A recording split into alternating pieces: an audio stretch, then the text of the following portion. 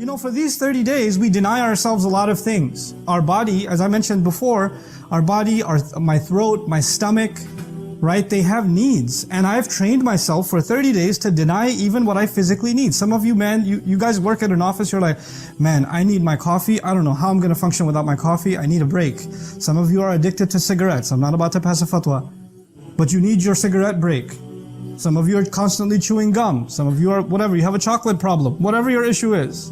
You know, I have a chocolate milk problem. But whatever your issue is, you need to go back and snack at it, and you can't function if you don't have it. And for 30 days you function just fine. You did it. In other words, you proved to yourself that none of the addictions you might have, none of the things you think you can't do without, you can actually do without them. And only because you're obeying Allah. And that's something you thought was impossible, but Allah made that easy. Now you take that forward and you realize there are some things you are engaged in, or I'm engaged in, that may be a disobedience to Allah. And you've told yourself, I can't do without it. I have to do, I'll die if I don't. How can I survive without it? And Allah has already trained you for 30 whole days. Yes, you can. You can actually live without it. You can obey me and I will make things easy for you, just as I did in Ramadan. That's the lesson, that's the first lesson that He's giving us, that outside of this month, you know, Shaytan's about to come out of jail.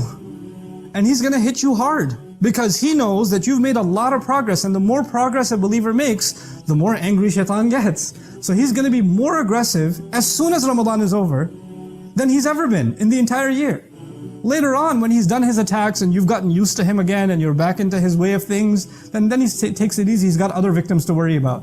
But right after Ramadan, he's waiting, and he's perched up, ready to go and to ruin whatever progress you've made and I've made. This is his goal. And so, part of that, when Allah says, وَلَا يُرِيدُ بِكُمُ الْعُسْرِ, and Allah does not want difficulty for you, is actually the battle we're going to have with Shaytan. Because Shaytan comes to you and says, man, take the easy road. Make life easier for yourself. Every act of disobedience is actually his invitation to make things easy. And he's trying to convince us that obeying Allah makes things harder. It makes things more difficult. And Allah is saying, believe, right now His influence isn't there. Listen to Allah's words. He's the one who wants things to be easy, and He's the one who does not want things to become difficult. This is the exact opposite of the message that you will feel inside of you when Ramadan is over. When obedience to Allah will start feeling difficult, and disobedience to Allah will start feeling easy. يُرِيدُ اللَّهُ بِكُمُ الْيُسْرَ وَلَا يُرِيدُ بِكُمُ الْعُسْرَ. Then Allah says, وَلِتُكْمِلُ الْعِدَّةِ. And one of the goals of this month is that you should complete the month. Complete the count. What's the purpose of saying that we should complete the count, these 29 or these 30 days? You see, in any training, some of you are training as athletes. Some of you have training at work.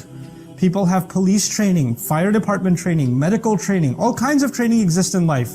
And in any training, it's inconvenient. You have to get accustomed to a tough schedule. You have to wake up early in the morning. You have to do things that are more and more difficult. And as your training goes on, things get heavier and heavier. But you know what's happening as you're training, and especially as you're consistently training, you know, if you're physically training, your body's changing. Your stamina is changing. Your ability to get up is changing. Your ability to last longer is changing. Your ability to withstand more difficulty is changing. You're able to lift heavier and heavier weights, for example. The purpose of training is to make you stronger. And it is as though Allah Azza wa Jalla is telling us that these 30 days, you have to finish these 30 days of training, because at the end of that training, you'll be strong enough to last the other 11 months. You need these 30 days to give you the spiritual strength, the muscle, that you can stand against what's coming for almost an entire year. And then you have to revisit and retrain yourself again, and that'll be the next Ramadan.